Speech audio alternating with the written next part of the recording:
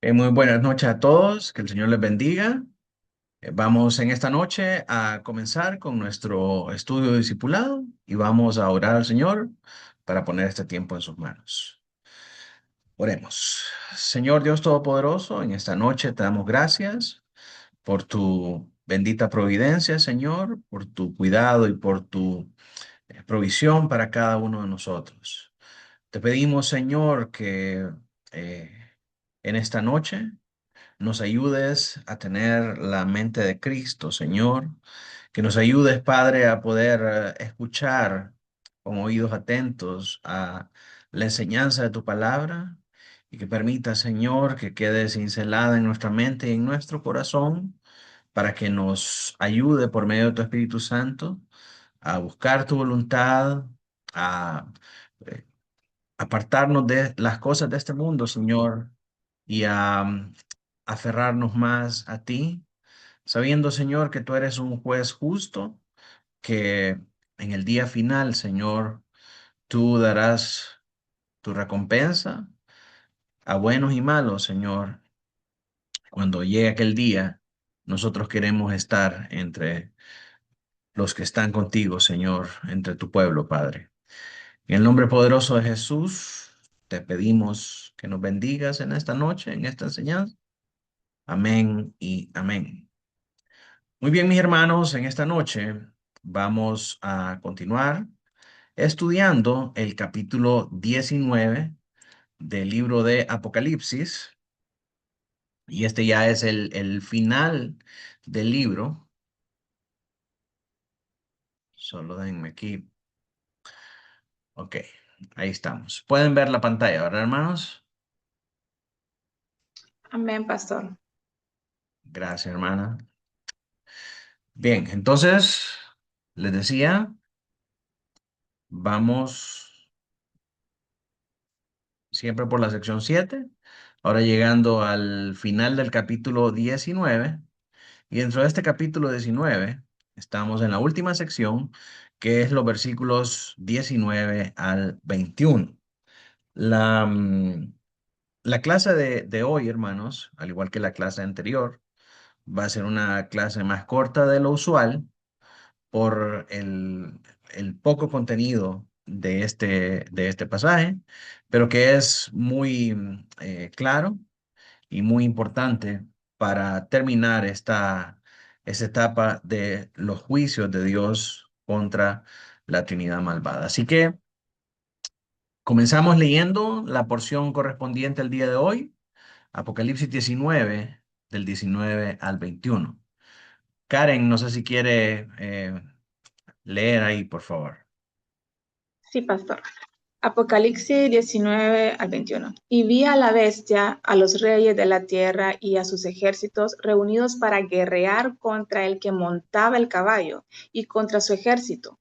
Y la bestia fue apresada, y con ella el falso profeta, que había hecho delante de ella las señales con las cuales había engañado a los que recibieron la marca de la bestia y habían adorado su imagen. Estos dos fueron lanzados vivos dentro de un lago de fuego que arde con azufre, y los demás fueron muertos con la espada que salía de la boca del que montaba el caballo, y todas las aves se saciaron de las carnes de ellos. Amén. Entonces, vamos a ver la estructura de este pasaje. Vamos a ver que este pasaje, en estos tres versículos, nos dicen tres cosas. En primer lugar, hay una preparación para la batalla. En el versículo 19, los ejércitos de la bestia se reúnen para hacer guerra contra Cristo. En el versículo 20, vemos el juicio de los líderes de esta rebelión, que son la bestia y el falso profeta. Ellos son capturados y son arrojados vivos al lago de fuego. Y finalmente, en la tercera parte, en el verso 21, vemos el juicio de los seguidores de la bestia y del falso profeta. Estos seguidores son destruidos por la espada que sale de la boca de Cristo, cumpliéndose así el juicio que anteriormente había sido anunciado. Esta estructura entonces refleja la batalla final y definitiva entre el Cordero y las fuerzas del mal. Ahora, miremos el contenido teológico de esta sección. Vemos primeramente a Cristo como Rey y Juez soberano. Él derrota totalmente el mal mediante su palabra. Vemos también la unidad del plan de Dios en la historia. Esta batalla final es el cumplimiento de las profecías de Ezequiel, Daniel y Zacarías que presentan este mismo cuadro en un tiempo de la historia de Israel, pero que son la premonición o apuntan hacia esta misma batalla en un escenario final escatológico que tiene su cumplimiento aquí en el libro de Apocalipsis. Vemos también otro tema que es el juicio eterno y no temporal, como el lago de fuego representa un castigo consciente y perpetuo y no solamente algo efímero, algo corto, algo por un tiempo limitado, sino que es por toda la eternidad. También otro de los temas es la justicia divina presentada como inflexible. Aquí ya no va a haber misericordia, ya no va a haber gracia, ya no va a haber oportunidad de arrepentimiento. Los líderes y los seguidores del mal van a recibir su merecido castigo. Y finalmente hay una advertencia y un consuelo para todos aquellos que son parte del pueblo del Señor. La exhortación es a no seguir a la bestia y a poner nuestra confianza en la victoria final del Cordero. Podemos, por lo tanto, ser consolados en el hecho de que aunque ahora en este tiempo seamos señalados, seamos perseguidos, seamos vituperados por estas fuerzas del mal, podemos tener esperanza, podemos consolarnos en el hecho de que al final el Señor gana contundentemente sobre las fuerzas del mal y las destruye por toda la eternidad.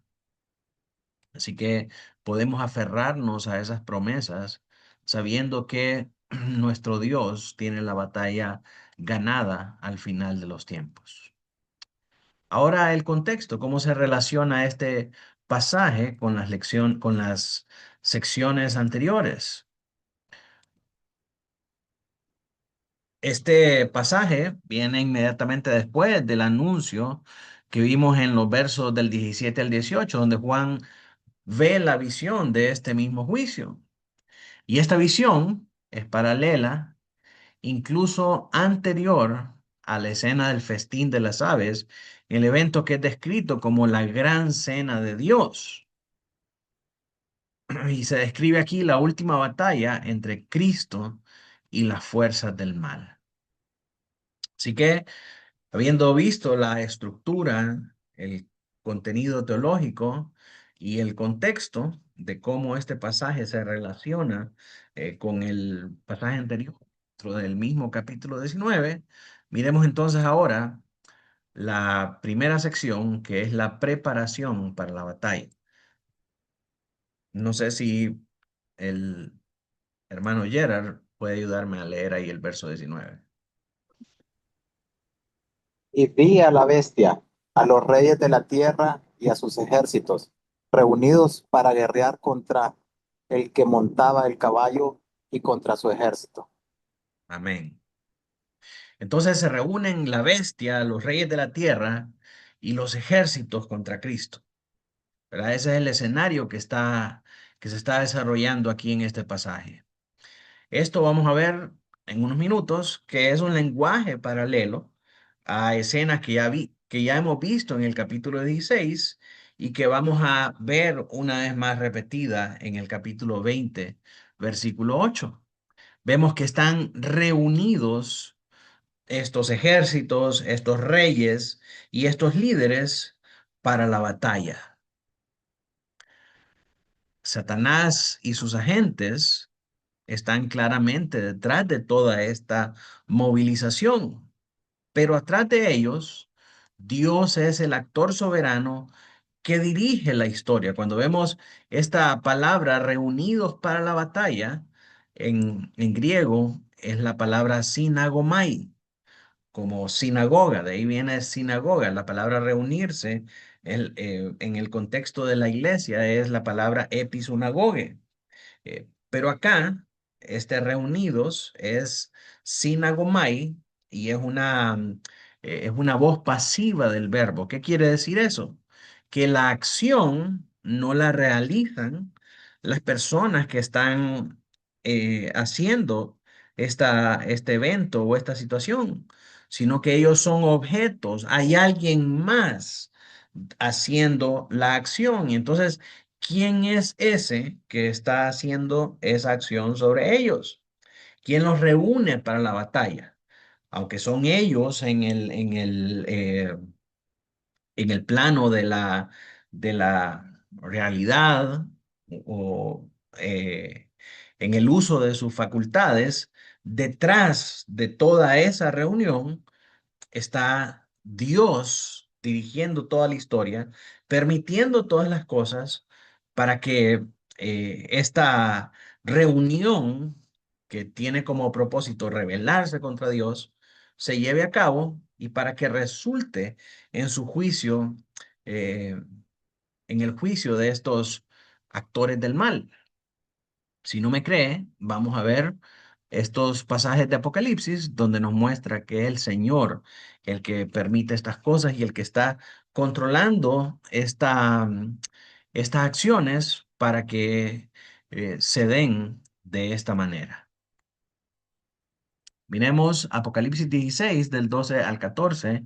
Emilio, si me puedes ayudar a leer ahí. Sí. El sexto ángel derramó su copa sobre el gran río Éufrates, y el agua de éste se secó, para que estuviese preparado el camino a los reyes de Oriente. Y vi salir de la boca del dragón, y de la boca de la bestia, y de la boca del falso profeta, tres espíritus inmundos a manera de ranas, pues son espíritus de demonios que hacen señales y van a los reyes de la tierra en todo el mundo, para reunirlos a la batalla de aquel gran día del Dios Todopoderoso. Bien, entonces vemos que todo lo que pasa acá, en el contexto de este juicio, de esta sexta copa, ¿verdad? Ocurre a causa de este ángel que permite que pasen todas estas cosas y que estos espíritus de demonios vengan y engañen a los reyes de la tierra y los llamen para reunirlos a la batalla de aquel gran día del Dios Todopoderoso. Al final, todas estas cosas que ellos hacen y que pueden hacer es porque Dios se los ha permitido y porque Dios está orquestando todas estas cosas para que se lleven a cabo y al final de estos eventos traer el juicio y traer el, el, el castigo para estos malhechores, ¿verdad? Para estos líderes malvados. También vemos en Apocalipsis 28. Emily, si me ayuda a leer ahí. Saldrá a engañar a las naciones que están en los cuatro ángulos de la tierra, a Gog y a Magog, a fin de reunirlos para la batalla, el número de los cuales es como la arena del mar. Sí, entonces también en Apocalipsis 28 vemos que esa palabra, reunir, es la misma sinagomai que está conjugada en un presente pasivo, donde los que están efectuando la acción verdaderamente reciben la acción y detrás de todo lo que sucede es Dios llevando a cabo su plan y su voluntad.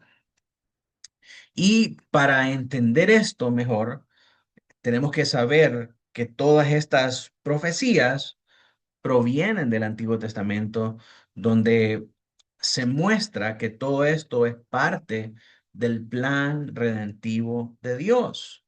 Y por ejemplo, leemos en Ezequiel 38 cómo se lleva a cabo esta batalla de Gog y de Magog.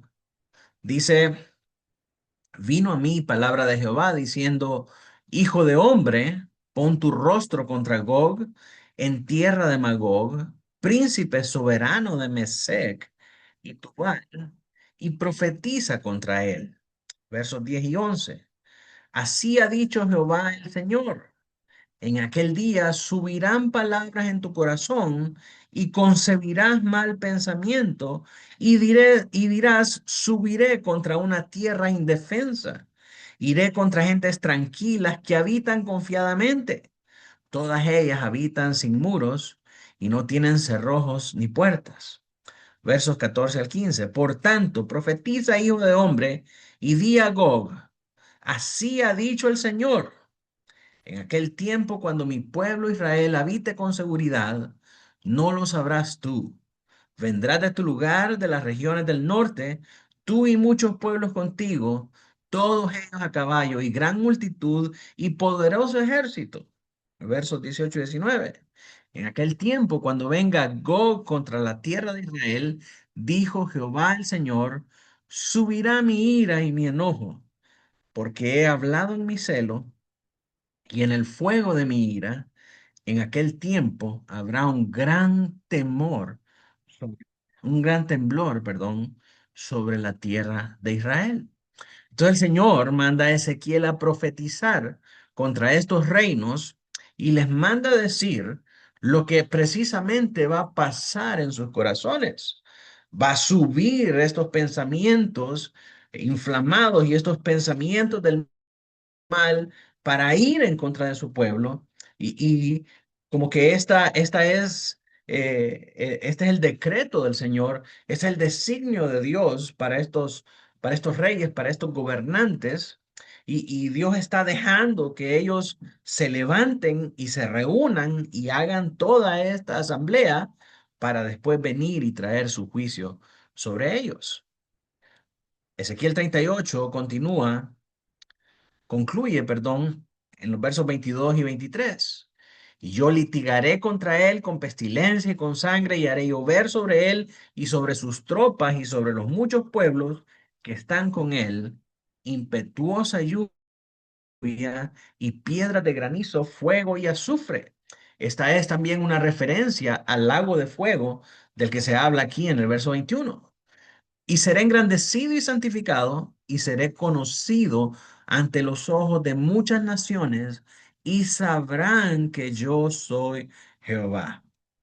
Ezequiel entonces está describiendo esta misma imagen que vemos en Apocalipsis 19, del 19 al 21.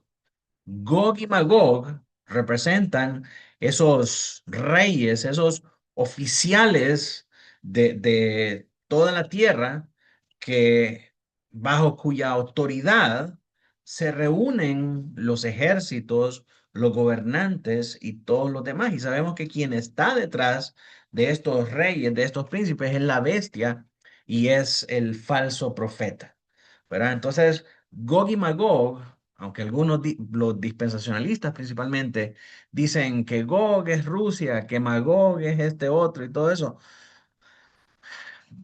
no sabemos con precisión que sean estos países, pero lo que sí sabemos es que son una representación de los reinos y de los líderes que en aquel mundo van a estar comandando esta coalición de gobiernos, de ejércitos en contra del Señor.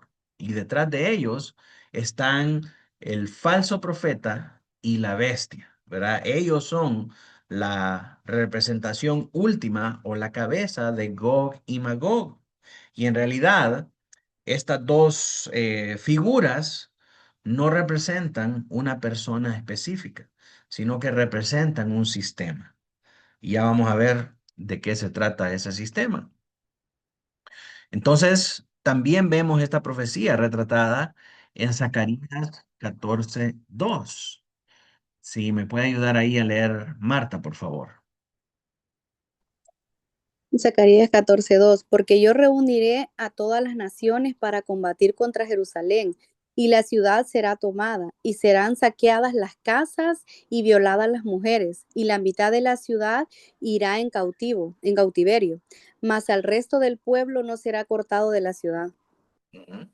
Entonces, Zacarías también, aunque describe un evento temporal en la historia de Israel, apunta hacia esta batalla final que se describe aquí en Apocalipsis 19, del 19 al 21, y que aunque son estos líderes mundiales los que están efectuando este ataque o esta rebelión, es la voluntad del Señor que ellos puedan reunirse y que ellos puedan hacer toda esta asamblea para que el Señor pueda traer su juicio y destruirlo finalmente. Entonces, vemos esto reflejado en Ezequiel, lo vemos en Zacarías y lo vemos también en el Salmo 2, versículo 2. Pablo, si estás Pablo por ahí, para que nos ayudes a leer Salmo 2. Se levantarán los reyes de la tierra, y príncipes consultarán unidos contra Jehová y contra su ungido, diciendo, rompamos sus ligaduras y echemos de nosotros sus cuerdas. Sí, nuevamente los reyes de la tierra eh, congregándose, reuniéndose para ir contra el Señor y para ir contra su ungido. ¿Verdad? Ese es un tema que se encuentra aquí en los principales libros proféticos del Antiguo Testamento. Y todas las referencias que encontramos apuntan a esa misma guerra final de Dios contra las huestes del mal, donde son finalmente vencidas por el poder de su palabra. El segundo punto es el juicio contra estos líderes que planifican esta rebelión. Leemos ahí en el versículo 20. Sonia, si me ayuda a leer.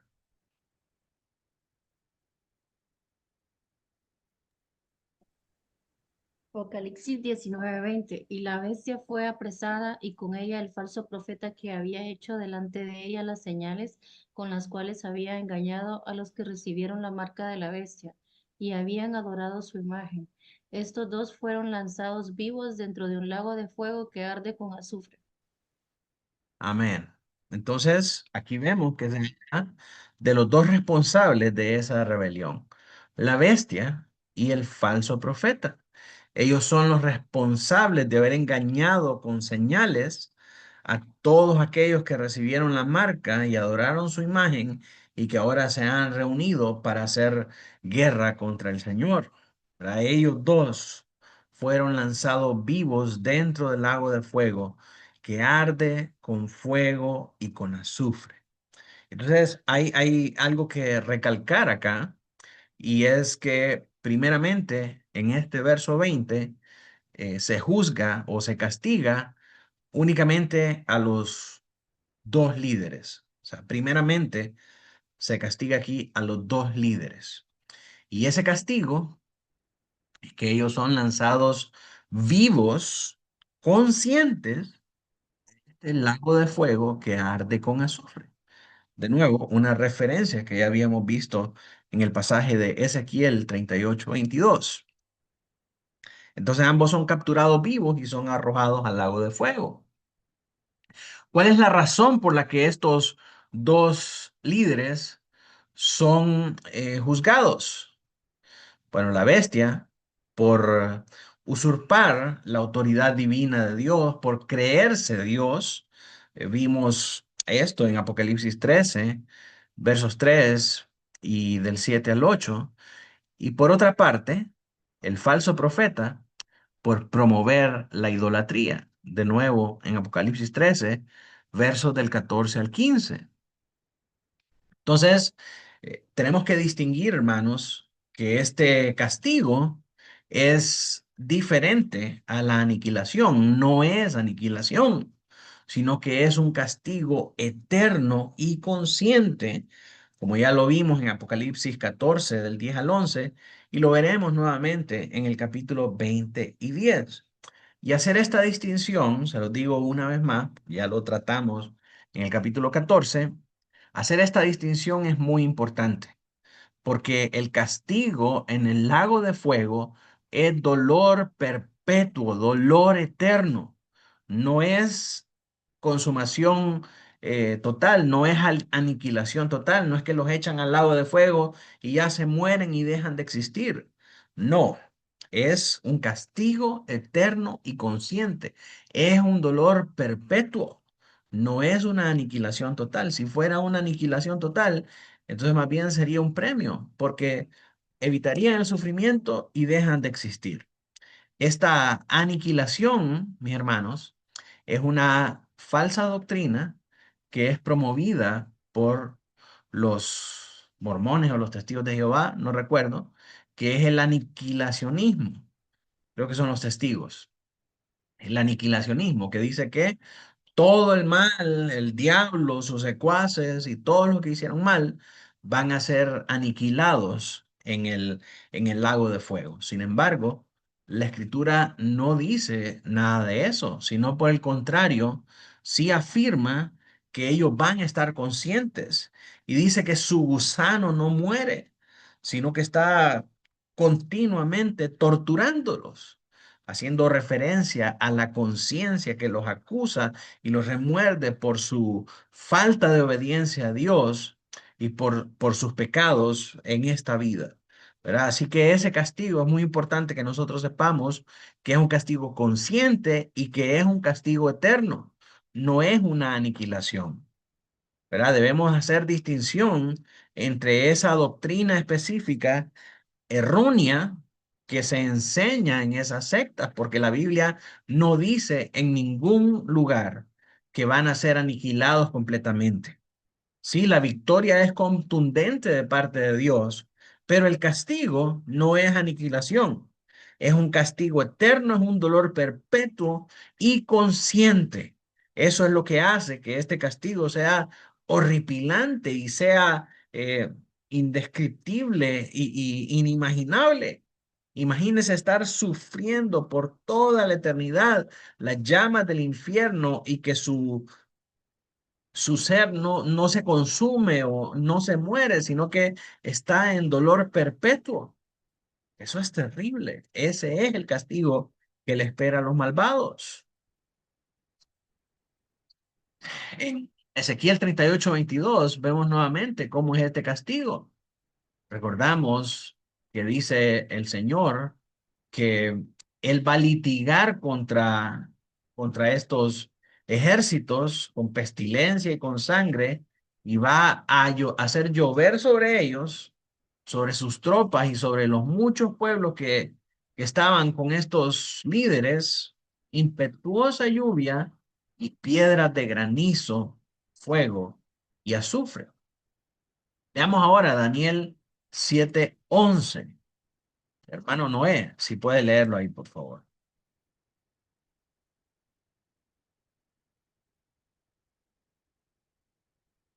Voy, pastor. Espero que la niña no se revuelva. Ezequiel No, 38, Daniel 7:11. 7:11. Yo entonces miraba a causa del sonido de las grandes palabras que hablaba el cuerno. Miraba hasta que mataron a la bestia y su cuerpo fue destrozado y entregado para ser quemado en el fuego. Sí, ese es el castigo eterno del que se está hablando acá. En Apocalipsis 20:10, hermana Marlene, estará por ahí para que nos ayude a leer. Sí, pastor.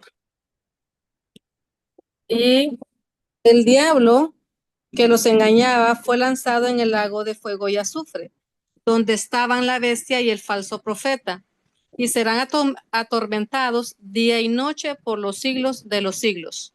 Sí, se da cuenta entonces, hermano, que no es un aniquilacionismo, no es una aniquilación total, sino que dice que van a ser atormentados día y noche por los siglos de los siglos.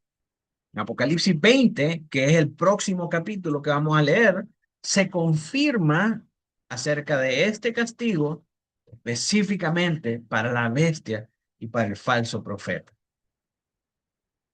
Y estos dos líderes no son individuos literales, sino que son roles corporativos. Tanto la bestia como el falso profeta representan sistemas mundanos que se levantan contra Dios y que persiguen a los creyentes y que buscan hacer esa guerra contra el Señor Jesucristo, ¿verdad? Entonces ellos van a ser castigados en el lago de fuego, atormentados día y noche por los siglos de los siglos. Y así llegamos al tercer punto, que es el juicio de los seguidores. Primero, en el versículo 20 se juzgan los líderes, se juzga a la bestia y al falso profeta, y ahora sí, acá en este versículo 21, se juzgan aquellos que lo siguieron, ¿verdad? A los reyes, a los gobernantes, a los ejércitos, a los libres, a todos aquellos que menciona en el segmento anterior, en los versos del 16 al 18. Todo ese grupo de personas son los que van a ser juzgados ahora acá. Dice el verso 21, estará la hermana Laura ahí. Y los demás fueron muertos con la espada que salía de la boca del que montaba el caballo, y todas las aves se saciaron de las carnes de ellos. Amén. ¿Verdad?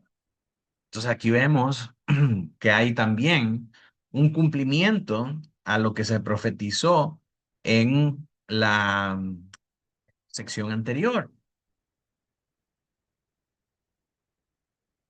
Espérenme que se me trabó aquí la presentación.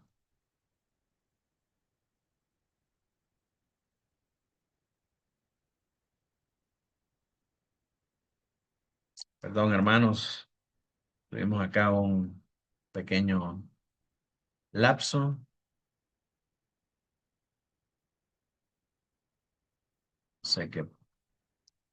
No sé qué pasa, que no.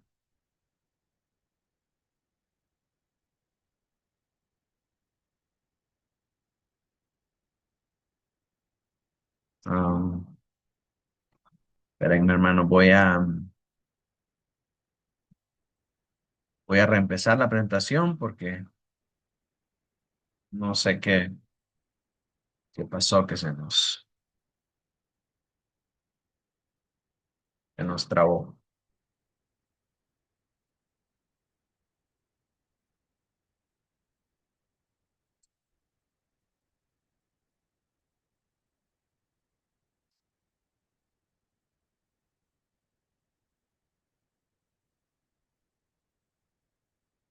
Ok.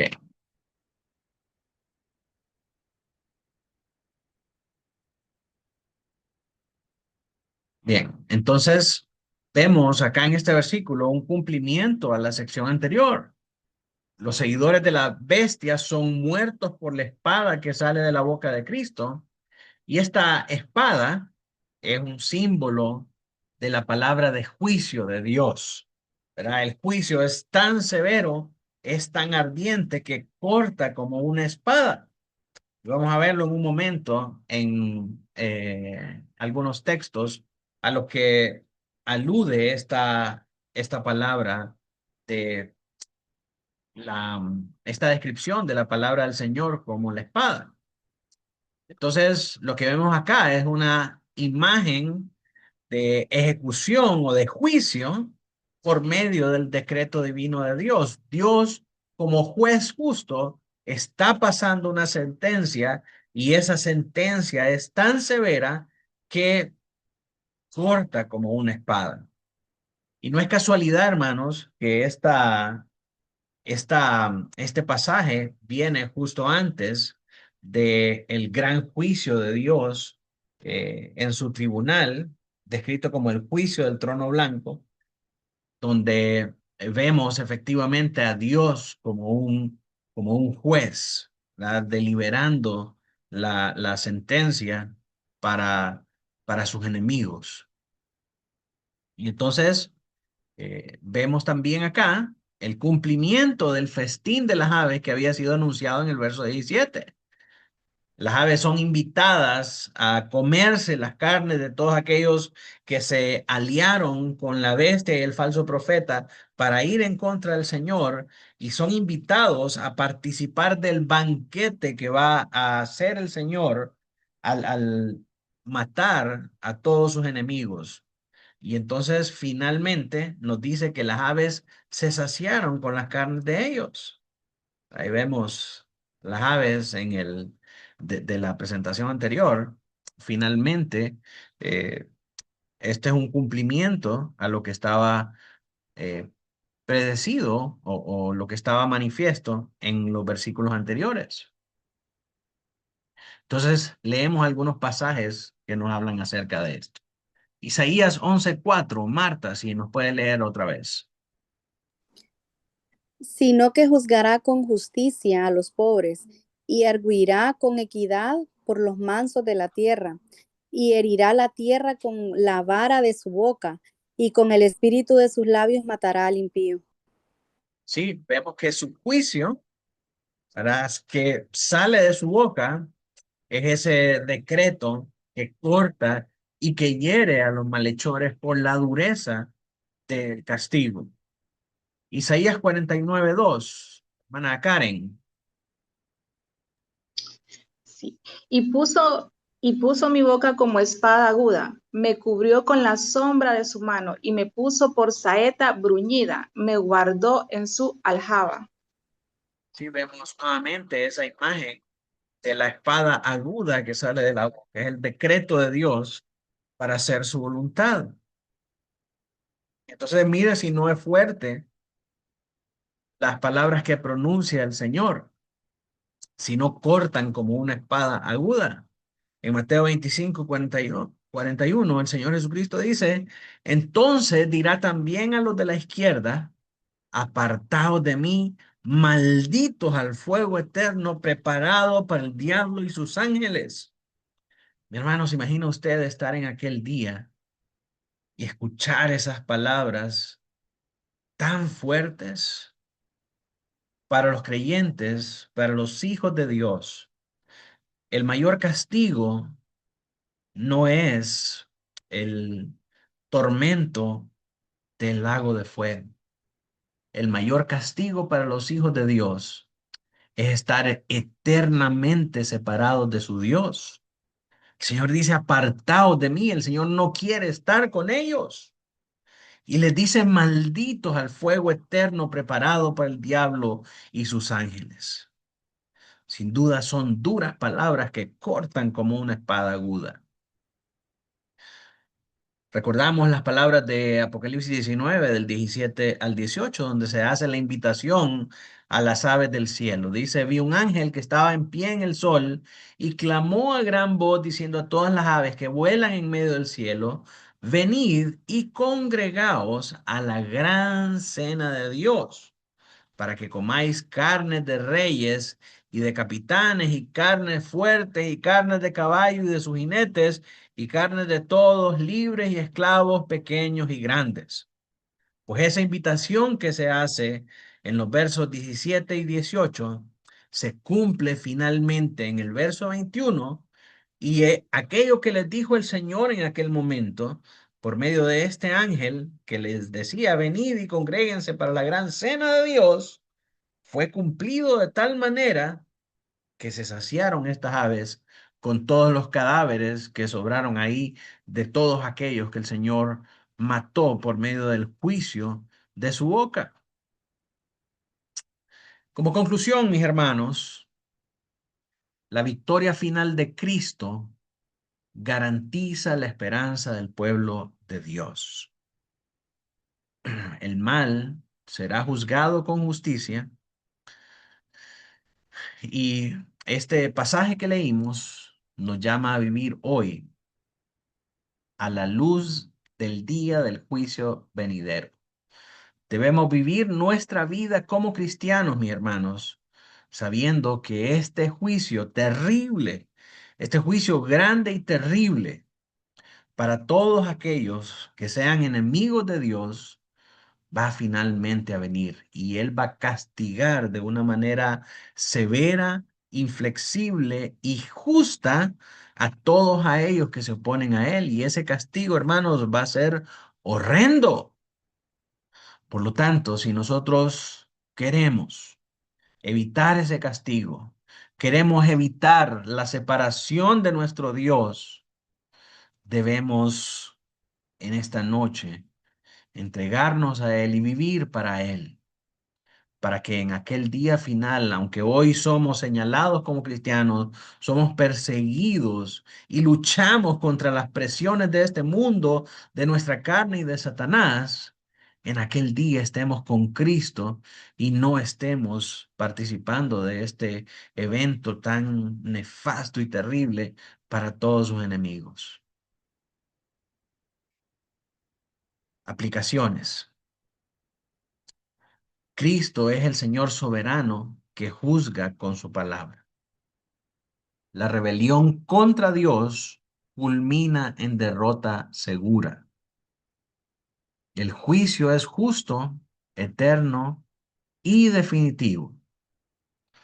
Por tanto, somos llamados a perseverar en la fe frente a las presiones de este mundo.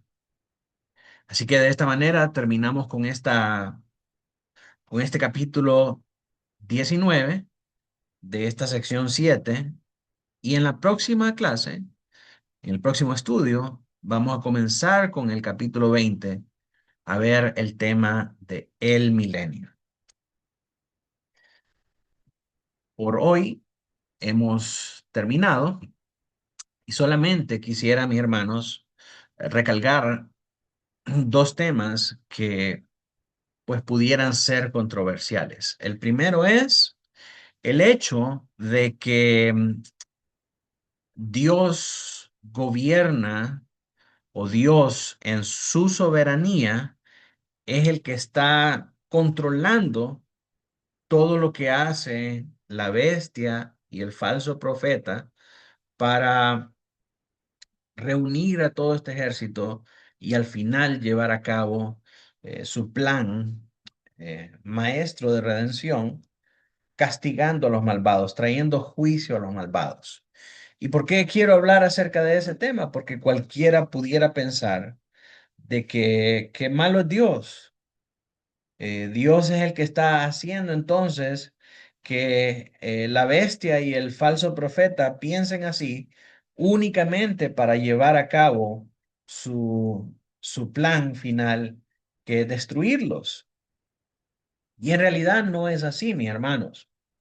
Cada uno de ellos, de su libre voluntad, está haciendo estas cosas, pero detrás de la ejecución de su libre voluntad, el Señor es el que está controlando toda la historia redentiva. El Señor es el que está llevando a cabo su plan. Y esto es muy similar a la manera en cómo se desarrollan los eventos en la vida de Ruth y de Noemí. ¿Verdad? Aunque ellas toman su decisión y todas las acciones que se dan en la historia son producto del uso de la libertad de Ruth, de Booz, de Noemí y de todos ellos, de todos estos actores, detrás de cada acción es la mano invisible de la providencia de Dios llevando a cabo todas las cosas para su gloria y para el bien también de su pueblo.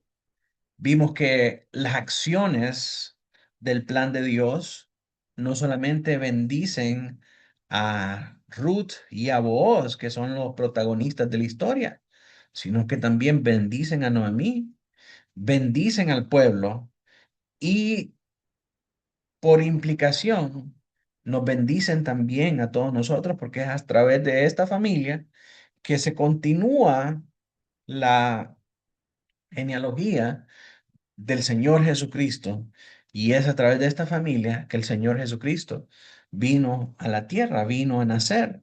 Y entonces, al final, toda esta providencia de la soberanía de Dios viene a impactarnos y viene a bendecirnos a nosotros también. Pero cada uno de los actores o cada uno de los personajes está actuando en su libre y total voluntad. Entonces es muy importante entender eso. Eso se llama o es referenciado en nuestra confesión como la libertad de las causas segundas. Eso significa que nosotros, como creación de Dios, ¿verdad? Somos causas segundas, no somos causas primeras. La única causa primera es el Señor, ¿verdad? Él es único, Él es primero y Él es más grande de todas las cosas. Él nos creó y por tanto nosotros, como seres creados, obedecemos a lo que el Señor hace y a lo que el Señor permite. Esa es esta libertad de estas causas segundas. Así que esa es una de los temas y de las cosas que quería dejar claro. Y lo otro, mis hermanos, es el aspecto corporativo de el anticristo, de la bestia y del falso profeta. Quiero desplegar aquí por un minuto nuestra confesión de fe y quiero dirigirle aquí al capítulo 26 de la Confesión de Londres. Permítame, solo denme aquí. Ok. Sí. Entonces, en el capítulo 26 de la iglesia, dice el párrafo 4. La cabeza de la iglesia es el Señor Jesucristo, en quien por el designio del Padre todo el poder requerido para el llamamiento, el establecimiento, el orden o el gobierno de la iglesia está suprema y soberanamente investido. No puede el Papa de Roma ser cabeza de ella en ningún sentido, sino que él es aquel anticristo, aquel hombre de pecado e hijo de perdición que se ensalza en la iglesia contra Cristo y contra todo lo que se llama Dios, a quien el Señor destruirá con el resplandor de su venida. Aunque la confesión establece o llama específicamente como anticristo al Papa de Roma y dice, él es el hombre de pecado y el hijo de perdición, consideramos que este enunciado, pues en ninguna manera está opuesto a el pensamiento o a la interpretación idealista futurista que estamos implementando de Apocalipsis 19, desde el punto de vista de que tanto la bestia como el falso profeta son entes corporativos, son sistemas y no son personas. Pues aunque la confesión describe asuntos particulares que estaban viviendo los bautistas de aquel entonces, en el siglo XVI, en los que ellos miraban con claridad que el Papa de Roma actuaba efectivamente como este anticristo, como este hijo de perdición, descrito en las Escrituras, no se descarta que en nuestro tiempo ese papa no se refiere a una persona, sino que se refiere al sistema católico romano o a cualquier sistema que se levante contra Dios, llevando a la humanidad, llevando a los fieles hacia una adoración idólatra, ¿verdad? Y levantándose en contra del verdadero eh, representante de Dios en la tierra, que es el Espíritu Santo dejado por el Señor Jesucristo. Así que, aunque la confesión usa o apunta hacia una persona, nosotros creemos que ese término del Papa de Roma se usa de manera también corporativa para referirse a todo el sistema católico romano. Así que es importante poder definir esas cosas para que tengamos esa claridad. Algunas iglesias hacen una salvedad acerca de estos artículos de la confesión, aunque aunque tenemos una suscripción total a la Confesión de Londres. Hacemos esta excepción en este párrafo para definir de esta manera eh, lo que afirma ahí acerca de el Papa de Roma. Así que no sé, mis hermanos, si hay alguna pregunta, si está claro esto que estamos estudiando acá, hay algo que no quedó enteramente claro.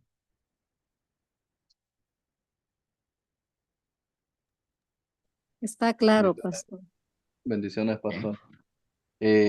Sí, yo tenía una pregunta con respecto al verso que usted mencionó de Apocalipsis 20:10, donde dice que el diablo también será lanzado al lago de fuego. Ahí sí se está refiriendo al diablo como ente, como creación de Dios, arrojada al sufrimiento. Sí, sí, el diablo es uno solo, ¿verdad? Cuando se hace referencia al diablo, en Apocalipsis sí se refiere a Satanás, ¿verdad? Pero cuando miramos la bestia y el falso profeta, que son el anticristo, que son entes que dependen o que están creados por Satanás, nos referimos ahí a sistemas del mundo, ¿verdad? En ellos sí nos referimos a sistemas y no podemos decir o no podemos designar el anticristo es esta persona, el falso profeta es esta persona, la bestia es esta persona, sino que son sistemas corporativos. Pero cuando habla de Satanás, sí, ahí sí es Satanás. Ahí es directamente el diablo, la serpiente antigua, Satanás. Esa designación en Apocalipsis eh, es para asegurarnos que él es ese personaje que apareció desde el principio para engañar a la humanidad y que en el final de los tiempos aparece como el dragón tratando o persiguiendo al pueblo del Señor y tratando de hacer la guerra contra el Señor Jesucristo. Ese sí es el diablo, hermano. Ok, entonces eso me abrió algunas dudas y Ujú, también me hizo pensar que también contesta algunas dudas que a veces algunas personas tienen o alguna imagen que tienen que la misma sociedad ha hecho ver al diablo como que él solo está ahí como supervisando que los demás estén sufriendo, pero como que él no está sufriendo en sí. ujú, Entonces yo no había indagado en ese capítulo de Apocalipsis 20:10 todavía. Y, o sea, al final él también va a sufrir, así como todos los demás que se rebelaron contra Dios. Él también va a tener ese sufrimiento eterno. Pero me pregunté yo mismo, entonces, el diablo lo más seguro es que él ha de saber el destino que va a tener. Y, por ejemplo, como en el libro de Mateo, cuando están esos demonios en las personas que fueron echados a los cuerpos de los cerdos, cuando llegó Jesús, que ellos dijeron que si venía a atormentarlos antes de tiempo, como que inclusive los demonios saben también el destino que va a tener, entonces el diablo también sabe qué destino va a tener, pero me imagino que él por su mismo, no sé si es orgullo o ego de ujú. eso, de creerse igual a Dios, es lo que lo mantiene así, aún sabiendo su destino, él va pues, con todo a alejarse más de Dios y con la mía es como decir, bueno, me voy a sufrir por toda mi eternidad, me voy a llevar lo más que pueda conmigo cuando eso pase. Ujú. Sí, eh, con la muerte y la resurrección del Señor Jesucristo, el diablo ya ha sido vencido. El diablo ya no tiene poder sobre los hijos de Dios, ya no puede acusarnos y ya su poder no puede prevalecer contra nosotros. Si tú lees el libro de Job, tú recuerdas la narración que viene los hijos de Dios y viene también el diablo y se presenta delante de Dios a hacer una reclamación contra Dios acerca de Job, ¿verdad? Y le dice, no, si es que Job no te ha maldecido porque tú le has dado todo, ¿verdad? Tú lo has bendecido grandemente. Quítale las cosas y mira cómo no te va a maldecir en tu cara. Y entonces en ese momento el Señor le permite a Satanás tocar a Job, pero guardar su vida, ¿verdad? Y al final Job evidencia ser verdaderamente justo y el Señor trata con la vida de Job y al final Job nunca negó al Señor, sino que se aferró a él, ¿verdad? Pero eso que pasó en esa escena con Job ya no pasa en nuestros días. Las acusaciones que Satanás pueda presentar delante del Señor, todas y cada una de ellas van a ser desestimadas. Satanás no puede presentarse ya delante del trono del Señor a hacer ninguna acusación, porque ya el Señor Jesucristo murió por nuestros pecados pasados, presentes y futuros. Entonces, como Él ya no puede ir delante del Señor para acusarnos, y si Él llegara a hacerlo, tenemos a nuestro abogado defensor intercediendo por nosotros diariamente en todo momento. Entonces, lo único que Él puede hacer es engañarnos, es desvirtuar aquí las verdades del Señor, es hacernos creer que somos culpables, es manipular la verdad y engañarnos para que quitemos nuestra mirada de la obra redentora, perfecta y salvífica del Señor Jesucristo. Así que Él ya está vencido, Él no tiene poder y Él no puede hacer nada en contra de nosotros, más que engañarnos, distorsionar la verdad, manipularnos y mandar esos dardos de fuego a nuestra mente. Así que Él sabe que está perdido, Él sabe que está vencido. Nosotros, por nuestra parte, lo único que tenemos que hacer es confiar en el Señor Jesucristo, que es nuestro abogado, como nos dice Juan en la primera carta de Juan.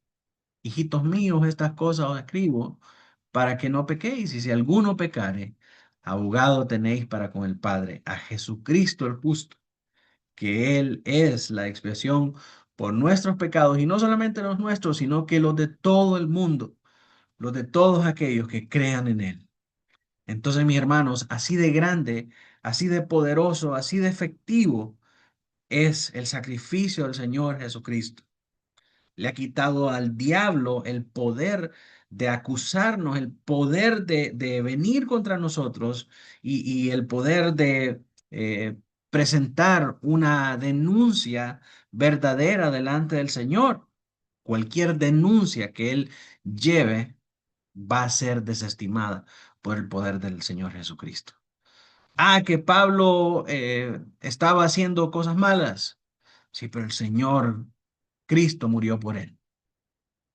Entonces, ese es el poder de nuestro Señor Jesucristo y esa es la victoria que el Señor tiene sobre el enemigo. Así que sus días están contados. Desde el sacrificio de Cristo comenzó una cuenta regresiva para la destrucción final del enemigo. Entonces ahora está desesperado, tratando de hacer todas esas cosas, tratando de engañar a cuantos pueda para hacer esta última rebelión antes del juicio del Señor. Amén.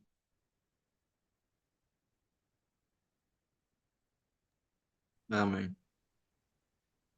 ¿Alguna otra pregunta, mis hermanos? Hermano Héctor. Hola, soy yo. Em, es Sí, hermano. que algo que me quedaba de duda es en el verso 21 que estábamos viendo de los que después fueron, las aves se saciaron con las carnes de ellos y usted hacía la mención de que como el peor castigo para los hijos de Dios es que sean rechazados. Em, y ahí me generaba la duda, porque por ejemplo, bueno, estos son los que transigieron en su fe y que no se mantuvieron firmes, pero en realidad en eso nos da que no realmente eran hijos de Dios, o sea, que no eran verdaderos cristianos. Entonces, Sí es. no, o sea, ahí me confundí, pues como que decir, no es que dejaron de ser cristianos, sino que no eran cristianos. Ujú. Eso, es como que para aclarar eso. Sí, acuérdense, estos son los seguidores de la bestia, ¿verdad? Ahí nada de lo que pasa aquí en este capítulo es con nosotros. ¿verdad? Nosotros, en esta sección, nosotros estamos aquí en la cena de las bodas del Cordero. Todos los que creen en el Señor Jesucristo y los que esperan su venida están aquí en la cena de las bodas del Cordero. De ahí para allá, desde el verso 11 hasta el 21, es el juicio del Señor contra los sistemas del mal, contra la bestia, contra el falso profeta y contra sus seguidores, que ahí están todas las gentes que describe aquí en el verso 18, ¿verdad? Los reyes, los capitanes, los fuertes, los caballos, sus jinetes, la carne de todos, libres, esclavos, pequeños y grandes, que no son parte del pueblo del Señor, que siguieron al falso profeta, que siguieron a la bestia, ¿verdad? Y engañados por ellos, marcados por ellos y haciendo, em, rindiendo adoración a sus sistemas idolátricos, recibieron entonces el castigo del Señor. Pero aquí no hay pueblo del Señor. El pueblo del Señor está aquí en la cena de las bodas del Cordero. Ya, sí, sí, sí, es que me había confundido eso de lo del, tal vez la palabra hijos de Dios, ahí es donde yo me confundí, dije yo no, pero esto no aplica, ¿verdad? Entonces, eso quería nada más aclarar. Sí, muchas gracias, hermana. No sé si hay alguna otra pregunta.